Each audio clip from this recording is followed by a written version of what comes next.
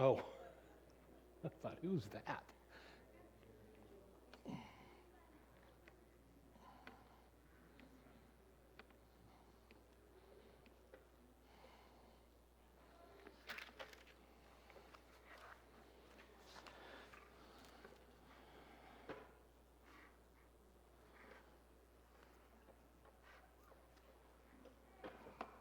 You? I don't remember this rocking last week. Maybe it's the floor. Maybe it's where Mitch fell. Oh well, we'll work with it.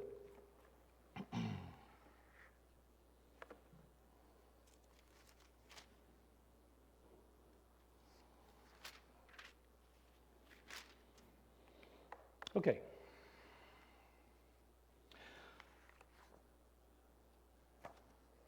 Last week, we just kind of had an introduction for those that weren't here. We're talking about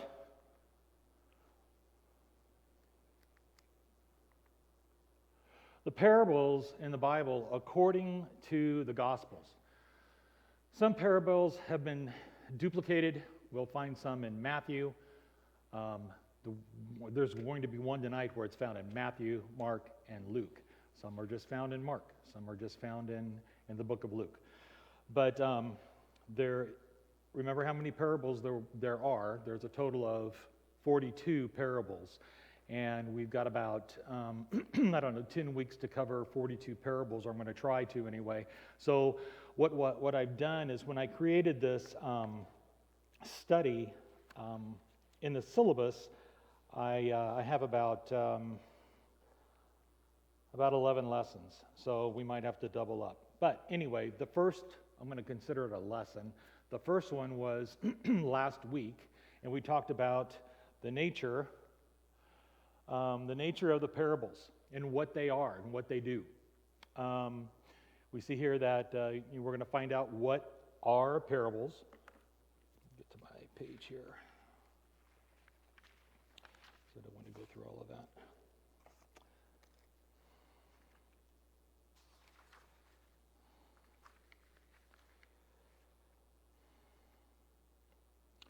So we talked about last week about what are parables. We broke down the word parable into two different words because it has two different compounding words, para and then balo. Para meaning alongside or beside, and then balo meaning to throw. And I made mention last week that if you want to put that all together, it would mean to throw a lesson along the side of a true object of doctrine. So we're going to be talking about the parables, what they are, what they teach us about God, and also what they teach us about ourselves, and how we have perspective, inward perspective of ourselves. And also, we're going to study and learn about how it serves, how parables serve us as a guide. How we can go through our life and we can refer to parables as a guide. And I also mentioned, like in a good book, there is always the hero. And the hero, over in Mark, the 12th chapter, it's a parable of the wicked farmer. And we find out that Jesus was the true hero. He made sure that the Pharisees and the chief priests knew that he was the one that was going to be the cornerstone, and they just kept rejecting him. We'll get into that a little bit later as far as the parables. So this week, that's just kind of a little brief introduction as far as what we talked about last week. This week, we're going to be going and we're going to be talking about the gospel seed. I chose 3 different parables to bring all of this together, and here it is right here. So we're going to be talking about the sower of the seeds. We're going to be reading actually in Matthew 13:3 through 23. is the parable of the seeds. Also, it's found in Mark, the 4th chapter, the 2nd verse through the 20th verse, and that's actually where we're going to be reading from. And then also in Luke 8, the 4th verse through the 15th verse. So we find out that this particular parable, the sower of the seeds, is found in 3 different places in the Gospels. One in Matthew, one in Mark, and one in Luke. There's also the mustard seed, the parable of the mustard seed, which I'm sure that we are all very acquainted with. That one is found in Matthew 13, 31 and 32, and then also Mark, the 4th chapter, 30 and through 32. And then the last one would be the growing seed in Mark 4, 26 through 29. So we're going to be talking about those tonight, and we're going to see how they can apply to our lives and apply to themselves. So, what I wrote down here was a few notes, and then we'll get into the actual reading of the parables. And I put down here, from the start of the world, from creation until now, there has always been a need, and it's always been necessary to plant.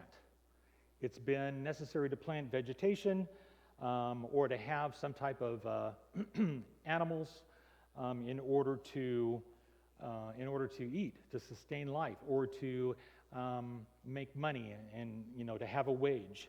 So it was a very simple thing for Jesus when he was going around and he was teaching people that a lot of the people that were there were farmers and they were landowners. And so it wasn't hard for him to think, hey, you know what? This is a perfect opportunity for me to plant my seed, because they understand exactly what is needed as far as cultivation and harvesting and what is needed in order to make something grow. So he took the opportunity to plant his seed. And we'll be finding that out when we go in and we read these parables, because they're really very intriguing and very interesting when you actually get in there and read them and kind of dissect them. So Paul, when he was at Corinth, he also said, he was also teaching and comparing the work of men and God to laboring in the field. In 1 Corinthians, the 3rd chapter, and the 6th through the 8th verse, it says that, he says, I planted, Apollos watered, and who gave the increase? Who is the one that gives the increase? When you plant and then you water, then what happens? Who's it up to in order for things to grow? And God. God gave the increase.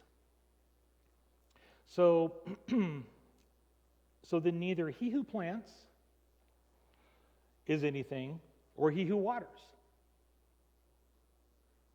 but it's God who does give the increase. Now he who plants and waters are one. Paul wasn't trying to take the credit for this, but he was trying to explain that God is the one who provides for what they had. And God provides today for us, for what we have. And we need to understand and realize that. We must sow the seed, we must nurture it in the soil, but ultimately, man can do nothing to force it to grow.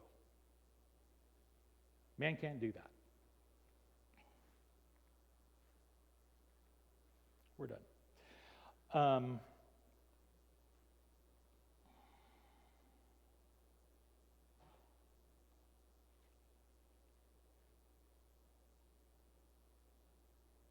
Christians, we have the seed inside of us because that's what we want. And we nourish that seed. And so what we have is what we try to do is we try to broadcast that seed. And it's the gospel seed that we're trying to spread. And we spread it everywhere. And we hope that it lands on some listening ears. Somebody that has that desire, that wants to seek the true word of the gospel. So we are to go out and as Christians, we are to go out and we are disciples. We are the ones that are trying to spread the word. We are God's voice, or Jesus' voice, as far as trying to teach and trying to help those that are out there that are lost. And so he gives us this seed to plant. And the Apostle Paul, he goes on and identifies the gospel message as the living seed.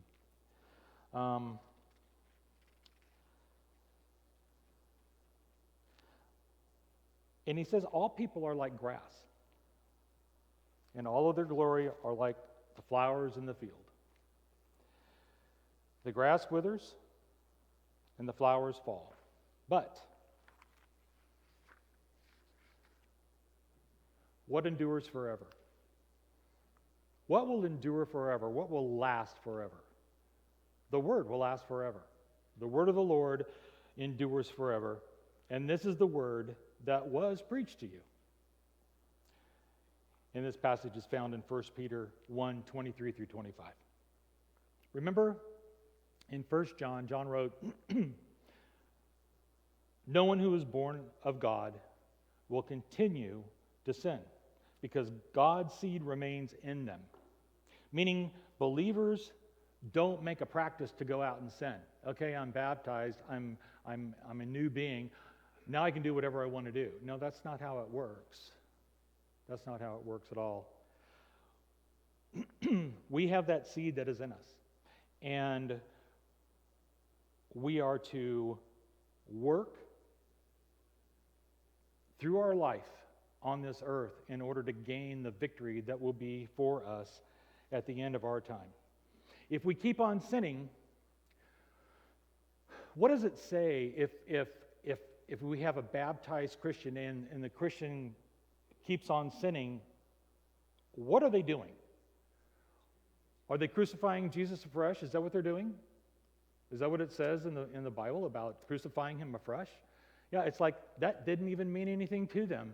It's like a pig going back and getting dirty again, wallowing in the mire, I believe, is what it says. It also indicates that it's like a dog returning to its vomit. I mean, how filthy dirty can you get after you've already been baptized and have received the gift of the Holy Spirit and are supposed to be living this new life, and you don't have that conviction in order to do well, in order to try to succeed as a Christian, to get that gift, that endless life that we will have at the end of our earthly human life here. So let's go to the book of Mark. Let's go to the 4th chapter, and we're going to read. If I can read the print in this Bible, we'd be doing good. We're going to go to the book of Mark, the 4th chapter. We're going to be reading about the parable of the 4 soils. This is going to start, we're going to start in verse 2, and we're going to end it in verse 20. Mark 4, starting verse 2 through 20. He taught them many things by parables. And in his teaching he said, listen, a farmer went out to sow his seed. As he was scattering the seed, some fell along the path, and the birds came and ate it up. Some fell along rocky places where it did not have much soil. It sprang up quickly because the soil was shallow. But when the sun came up, the plants were scorched, and they withered because they had no root. Other seed fell among thorns, which grew up and choked the plants, so they did not bear grain. Still other seed fell on good soil. It came up, grew, and produced a crop, some multiplying 30, some 60, and some 100 times. So that was Jesus' parable. And in verse 9 it goes on and he says, then Jesus said, whoever has ears to hear, let him hear. Okay, so when he was alone, it goes on in verse 10, it says, the 12 and the others around him, he asked him about the parables. They did, and he told them, the secret of the kingdom of God has been given to you, but to those on the outside, everything is said in parables, so that they may be ever seeing, but never perceiving, and ever hearing, but never understanding. Otherwise, they might not turn and be forgiven. Then Jesus said to them, don't you understand this parable? How then will you understand any parable? The farmer sows the word. Some people are like the seed along the path where the word is sown. As soon as they hear it, Satan comes and takes away the word that was sown in them. Others, like seed sown on rocky places, hear the word and at once receive it with joy. But since they have no root, they last only a short time. When trouble or persecution comes because of the word, they quickly fall away. Still others, like seed sown among thorns. They hear the word, but the worries of this life, the deceitfulness of wealth, and the desires for other things come in and choke the word, making it unfruitful. Others, like seed sown on good soil, hear the word, accept it, and produce a crop. Some 30, some 60, some 100 times what was sown. He said to them, do you bring in a lamp to put it under a bowl or a bed? Instead, don't you put it on its stand? For whatever is hidden is meant to be disclosed, and whatever is concealed is meant to be brought out into the open. If anyone has ears to hear, let him hear. So we'll stop right there. And we're just going to discuss this a little bit. So the four soils. We know that the gospel is the kingdom of heaven. So what we just read here, what do you think is meant by some versions indicate that it's a hard path. Others say that it's like the hard ground. What does that represent to you? What do you think that represents? Jessica? That's what I came up with. Anybody else? So Jesus is trying to compare the seed that falls on the hard path as it represents somebody's, Jessica said, hardened heart. And to me anyway, it represents somebody that is got a hard heart by sin. They hear, but the heart does not understand the word.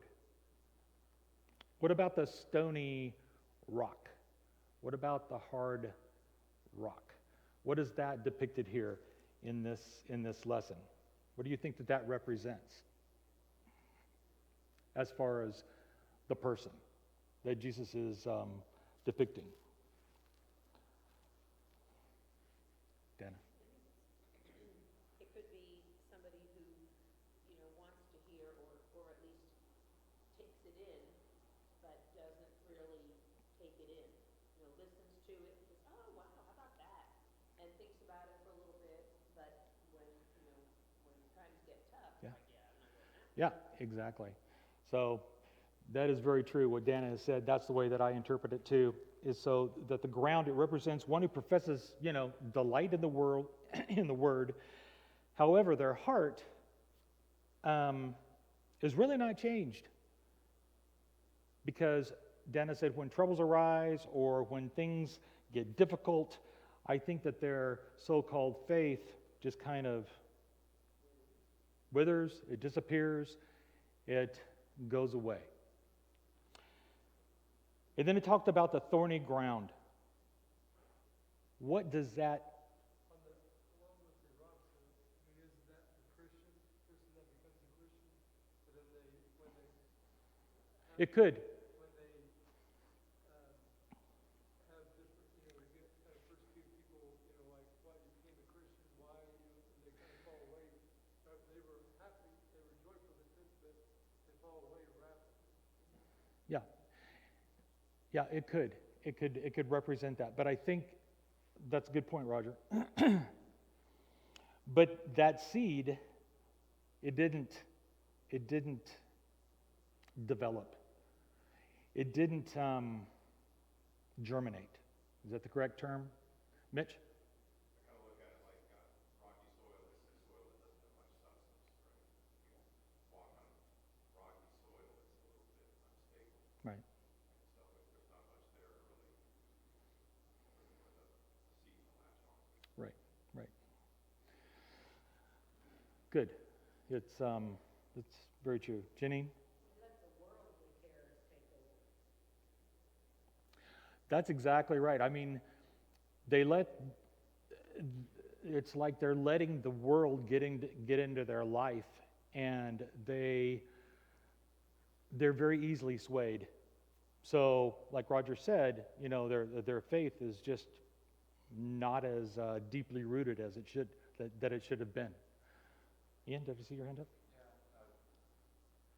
What I appreciate is Jesus immediately interprets this parable, and I'm sure there's much more experienced farmers and gardeners in this audience here, but the one that immediately jumped out to me was I have mulch in a planted area.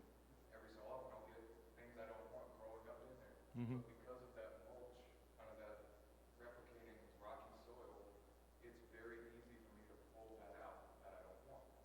And it's the same factor with somebody, as it says, receives the word with joy. There is some root that takes place, but he explains it doesn't take very deep of a root. Right. So it takes almost nothing to remove that good seed, Yeah. or what has come from that good seed. It takes almost nothing to get it to go away with it. Good. Very good. Anybody else have any comment before we get on to the the thorny ground? What are your feelings about the thorny ground as far as related to the person? What do you think it illustrates?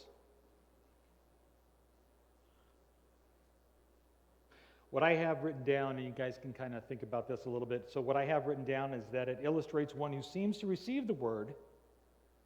Okay, they receive it, but the heart is full of life's riches and life's pleasures and of this world. And then that person doesn't have the time in order to concentrate on the big picture, or what the real word means. Because that's what really is going to matter. Not the things that are the pleasures of this world. So that's what I think that the thorny ground illustrates. Anybody else have any thoughts about that? I mean, I think, you know, the riches and deceitful things and pleasure can be part of the things that can draw people away, but sometimes, like they say, the cares. So, like, you know, people, we went through COVID, you know, people, when the stock market crashes, or, you know, like 2008, 9, when the mortgage people were losing their houses, you know, different cares that, you know, they could lose their job, Mhm. lose everything, lose their health. Mm-hmm. You know, Job lost everything. Everything, yeah. He lost everything. He had riches, but what he lost was, you know, his family, you know, all the things. But, you know, his faith stayed firm, Mm-hmm. you know. So I don't think it's always, I mean, it can be the riches and stuff like that, but it can also be, you know, like I say, people, if they lost their job, they lost their health, they, you know, lost family, you know, different things. Those kind of cares, you know, can take their mind off of God. You know.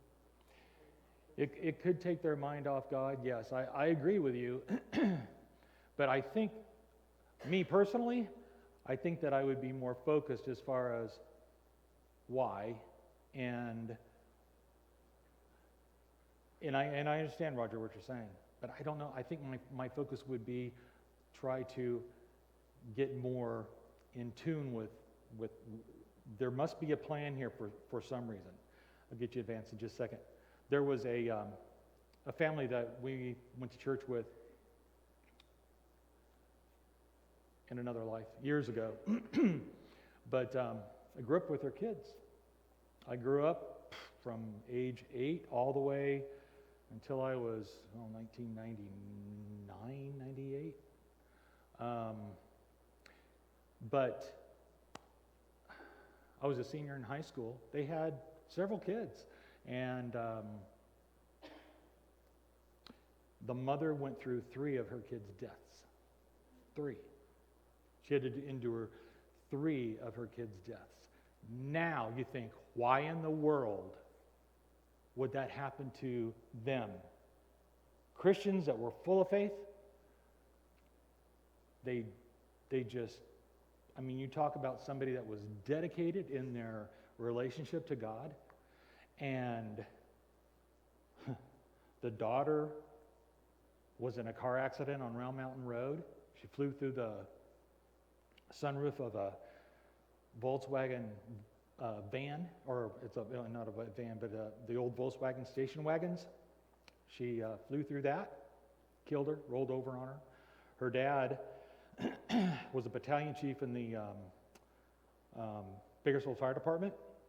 And then the son, which was closer to my age, he was a daredevil, don't get me wrong. But he was in search and rescue in Hawaii and was flying a helicopter and blew him up into the side of a mountain, killed him.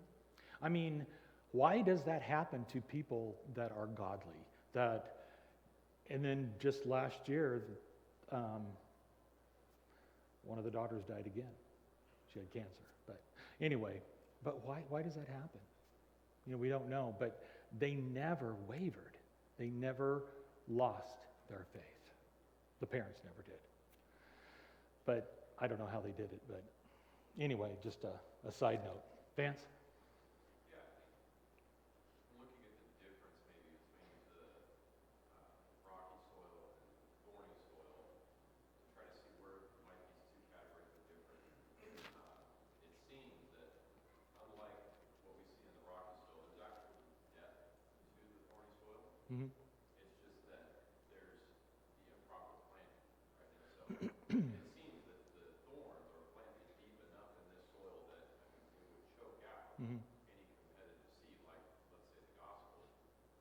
And so I think it's important to make that distinction to where these are people that aren't just whimsical with their lives. They might be very well thought out, might be very sophisticated people, Mm-hmm. you might say, but it's just that they put their riches in things of this world rather than investing in God's word. Very true. Very good. Dana? I think it's worth noting that the way it reads is that the thorns grew up and choked it, Mm-hmm. and there was no crop. The thorns grew and the seed grew, but the thorns were stronger. Yeah. And the thorns of the world. So the thorns of the world, yeah, the thorns are the world, and they just kind of, And we have to live with it. and we do. We live in it. We do. We do. That's like the boat is supposed to be floating on the water, not the water in the boat. You know, so we have to live in the world, but we don't have to be of the world. Yeah. Mona? I believe it kind of like a progression of life. You know, you're first Christian, you're in very thin soil. Then as your faith grows, also the temptations grow. Mm-hmm. As you go through life, the thorns become the big afflictions that we have as we get older. Mm-hmm. And then there's success in the last one is because all through that there was fruitfulness at the end of their life. Right. It's almost like, to me, it's a progression of the faith. It really is. And we're going to be looking at that too, because we're going to compare that to the actual kingdom of God and how it started. I mean, it started way back when, real small, and now look at it. So, good point. Thank you. So, our responsibility as Christians is to do what? We just read what we're supposed to be doing. We are to sow the seed and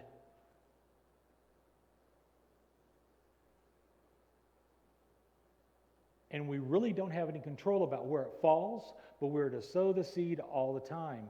And hopefully it'll fall on good ears. Larry? I think it depends on whether you take this as a parable of the sower or a parable of the seed. If you take it as a parable of the sower, that's the person who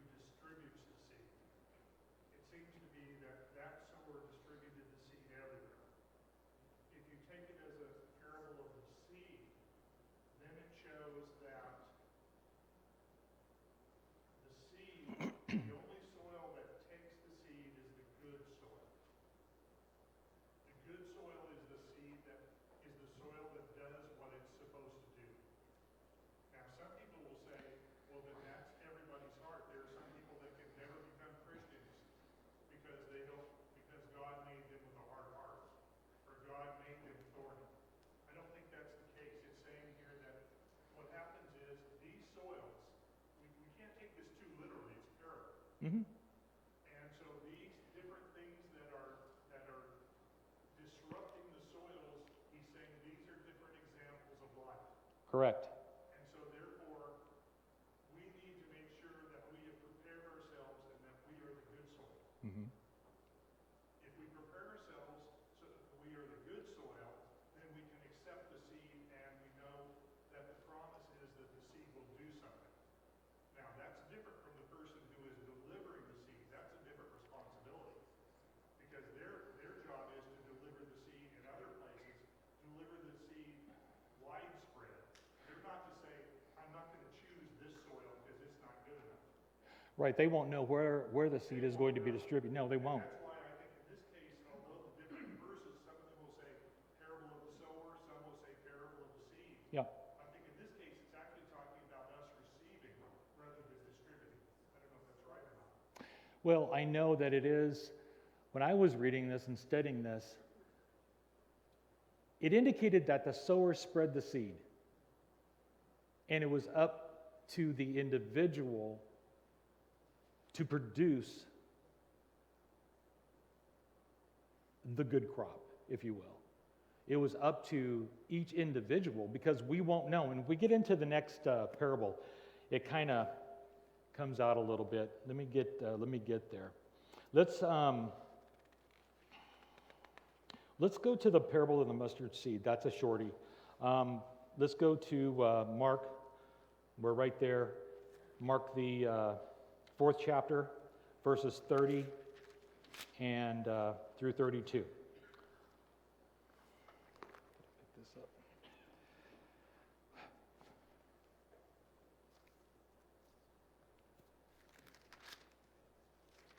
Fourth chapter. Okay. This is the parable of the mustard seed. Again, he said, "What shall we say the kingdom of God is like? Or what parable shall we use to describe it? It is like a mustard seed, which is the smallest of all seeds on earth. Yet when planted, it grows and becomes the largest of all garden plants, with such big branches that the birds can perch in its shade." Okay, that's all I'm going to read as far as that is concerned. Jesus, I feel, illustrates with the tiniest seed. Have you ever seen a mustard seed? Have you ever seen how small those are? I mean, those are little bitty, almost like a poppy seed. They're just really small. But they grow into this huge bush, I guess, if you want to call it a bush, or a tree, or whatever it is. But it's amazing how God used this as a parable. So it illustrates the tiniest of seed, and it tells a story. He's making an exaggeration as far as the mustard seed to this big bush. And he's trying to prove a point. And his emphasis is, I believe, his emphasis is the change in the size from small to large. And the awe or the surprising nature of the growth. It's amazing. And Christianity had very similar humble beginnings. And it would grow to a world that has believers everywhere. It's worldwide. I think it's even in the Philippines. We have a visitor with us tonight. His name's Randy. He said he's from Milan, so. Anyway, it's good to have you back, Randy. But anyway, we find that it has grown worldwide. It's everywhere. Christianity is. And so when you feel like you are alone and you're standing by yourself with the cause of Christ, you need to understand and realize that we need to think that God is building his kingdom. He is continuing to build his kingdom, and we know that he is faithful, and he will be doing that. And if we go to, does anybody else have anything? Dana. It just occurred to me that, and this may not be relevant, but it just occurred to me that if we're the mustard seed,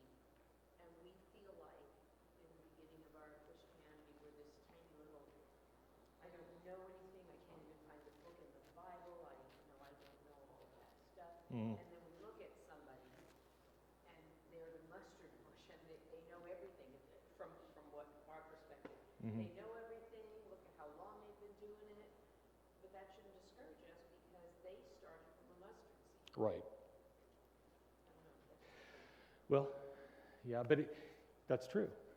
That's a very good point. But if we think about Christianity as the mustard seed when it first started, okay, now it has grown into this huge bush. You know, it's kind of, you know, the correlation there is very good as far as the way that Christ explains it. It has grown into this huge worldwide Christianity, which is like the mustard or the bush itself. Anything else before we get on to the next one?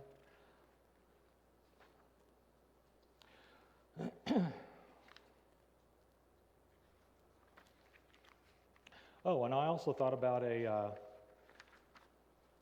we don't have it in this book, but I used to sing.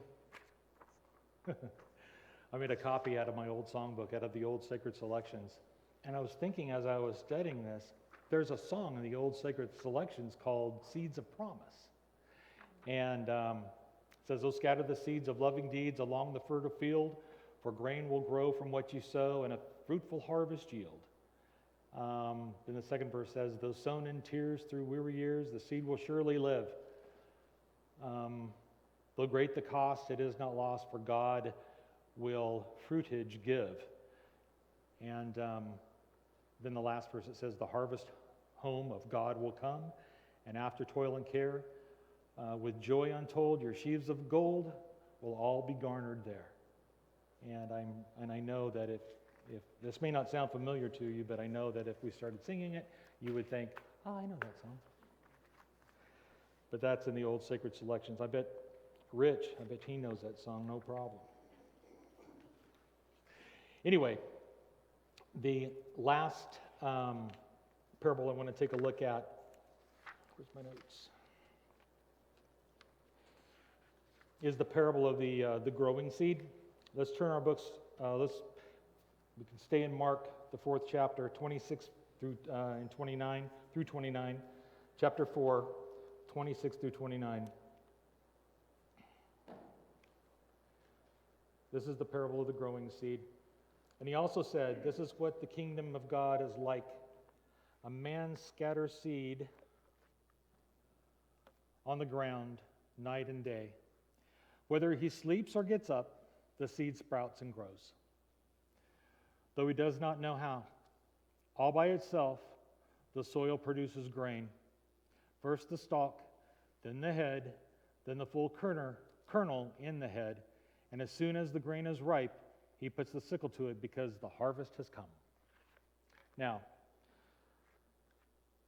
when I read this,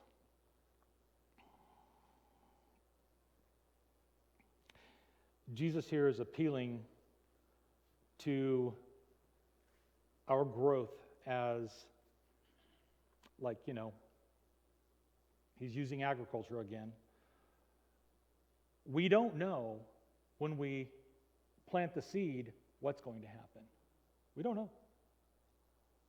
Because it says in this parable here, night and day, whether he sleeps or gets up, the seed sprouts and grows, though he does not know how.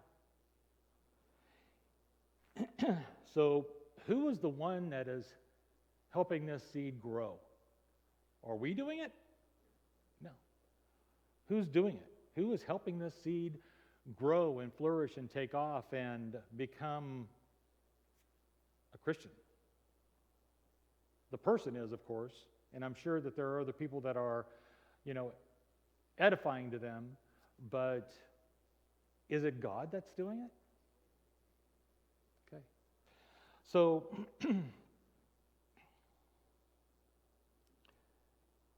I remember one time we were at home, Lisa and I, this is before we had kids, I think. Lisa had a package of seeds. Handful of seeds. And I didn't know what they were. She goes, "I'm just going to throw them over here." I said, "Okay, there you go." Don't know what's there, don't know what's going to come up, but, good for you. And it was a very fertile place. It had great soil, and it wasn't rocky, thorny, whatever. And man, flowers started coming up like crazy. I mean, and then they multiplied and multiplied and multiplied. And it was on good soil. It was great. I cannot get rid of those things. Those things are still there. It's those little, look like little snowballs, the little white flowers, and there's some that are purple, and I mean, no, you'll never get rid of them. No, you might get rid of them for a minute, but they're always there. And I think, well, there's some seeds she scattered over there in the good ground, so that's good. So anyway, I just had happened to think about that. So we may have no idea what we say or what we do as far as reaching somebody. You want to really go after, or you want to try to talk to a person and convince them that what you are doing and your knowledge as far as the word is concerned, that this is what they need to do. Well, you can think that all you want, but it has to be reciprocated. It has to be, it has to fall on ears that want to hear it.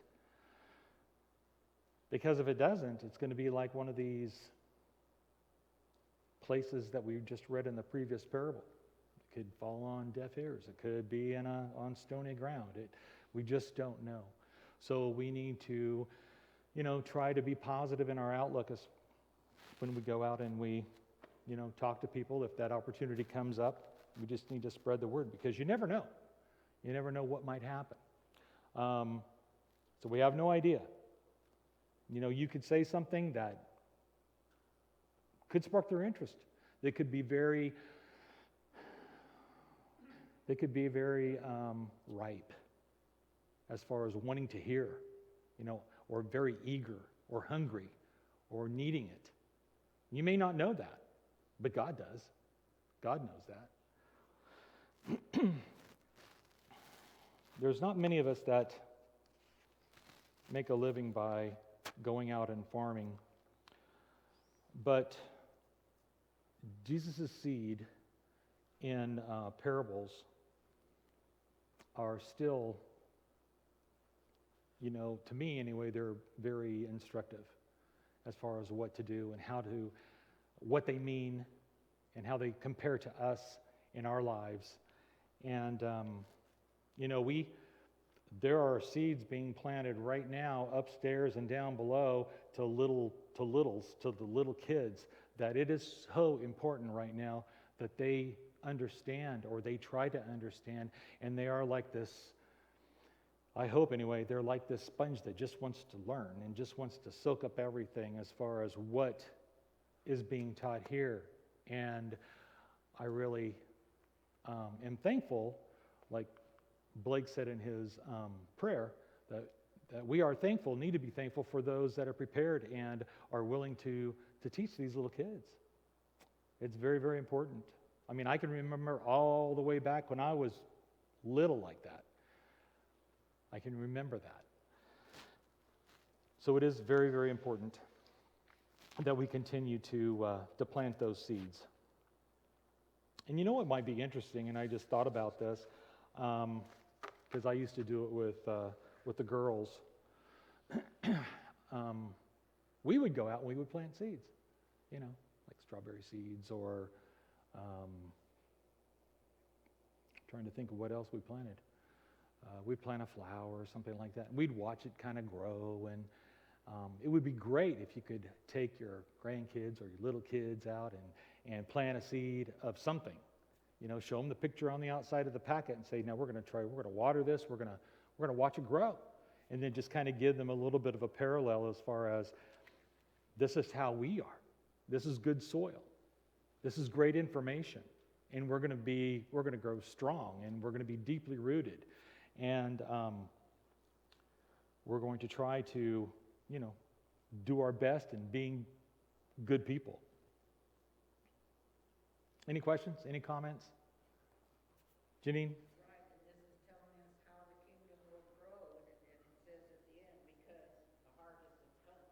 Because the harvest has come. That's right. That's right. Very good. Libby? The other day I was at the store and I was buying a hat for the little Bible study we're having in April. Mm. And I said, yes, I'm buying this because I'm going to a tea. And she goes, oh, really? I said, yeah, with my church. She says, which church do you go to? I said, Church of Christ. I go, how about you? She goes, I don't. And I said, but you believe in God? She says, yes, I do. I wouldn't be here if it wasn't for him. Yeah. So I just thought, well, just a little bit. I don't know where it's gonna go, but. Yeah. You never know. You never do know. It's amazing what the power of the word can do. Dave? Yeah, I've just been thinking about this, I know Larry mentioned, depends on how you look at it, whether it's a parable of the seed or parable of the sower. Mm-hmm. Sorry, my voice went out. When I look at the bigger picture of this chapter 4, it begins with a crowd gathering around Jesus, and he's going to teach them. Mm-hmm. In verse 10, when Jesus and the disciples are alone, they ask him, what do these parables mean? And later on in verse 34, again when he's alone with the disciples, he explained everything to them. Mm-hmm. Can't help but think that maybe his focus was more on, with these parables, in preparing the disciples, his apostles to go out and spread the word. Mm-hmm. Because they're going to see this crowd that is gathered. A lot of them are going to react to the word differently. Mm-hmm. And they may be wondering why. They may wonder down the road, what's useful in spreading the word? Yeah. These parables will come to their mind later on in life as they're spreading the gospel, knowing that they just need to keep spreading the word. That's right. And God, as you said, will give the increase. And that's what we need to be doing today as well. Good point. Good point, Dave. Vance? Yeah, even just to piggyback off that, you think about the Great Commission where Jesus is resurrected and he's got to ascend, and then basically leave these apostles on their own. And it's like, all right, go spread the gospel. Good luck. Mm-hmm. And so, it's just amazing how Jesus was preparing these men before they even realized they needed it. Right. Look at the harmony of chapter 4 where it starts with how the seed is germinating on a very individual basis, how one person can come to bear fruit. Mm-hmm. And then he speaks on the lamp being put on the lampstand so that the light may shine. Immediately into a parable of the seed where then that man goes and spreads that seed. And then the harvest comes, and then taking it on a macro scale, comparing the kingdom of God to a mustard seed. And so you kind of have this very small micro, and then progressively gets larger until you say, look what you have now, the entire kingdom of God. That's right. Started with this one seed. That's right. It's now this large. So Yeah. looking at them all in that order, at least in the Mark account, I know they're presented differently at different times. Yeah, it's a little bit different. It's just amazing to think about. Then, like Dave's saying, all this time goes by, and the apostles are tasked with this responsibility. They had this to go back to. Right. Exactly. Good point. Very good. I know it's two extremes as far as the little mustard seed and this, what it grows into. Dave? I just remember one thought from them. One of my runners made a comment about the parable of the sower. Is one lesson we can take away from that is if you're throwing seed on stony ground or where it's thorny, whatever, maybe you need to spend more time in cultivating that soil. Mm. Possibly be more receptive. And well, that may be a good thought. Yeah. I don't think Jesus is teaching us to try to change that soil, but just simply be visible, spreading the That's it. Exactly. That's exactly right. That is very true. That's the way that I understand it here in these parables. So we're out of time. I went over my 4 minutes from last week. So I appreciate everybody's attention and all of the comments. Next week is going to be, before I let you go, we're going to be studying about, where's my syllabus? I worked hard on that. Where is it? And I'll tell you exactly what we're going to be talking about. Because it's going to be a good one. Gonna be good. Don't want to miss it. Oh, here we go. Yes, the worth of the kingdom. We're going to be talking about the hidden treasures, the pearl of the great price, and the lost coin. Okay? Thank you.